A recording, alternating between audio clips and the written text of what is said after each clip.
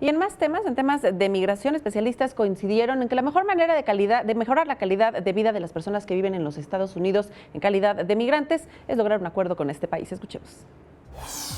Académicos e investigadores quienes participaron en el Foro Empoderamiento de los Migrantes en Estados Unidos opinaron que México debe insistir en un acuerdo migratorio con el país vecino. Esta es la única forma que puedan ser empoderados.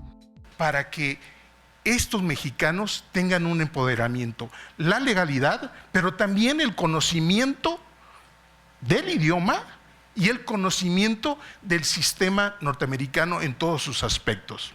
Las cifras apuntan que solo el 28% de los mexicanos en Estados Unidos son naturalizados, en comparación con un 48% de migrantes de otros países latinoamericanos. ¿Alguno ha escuchado de que la mano de obra, la circulación de mano de obra está en la negociación?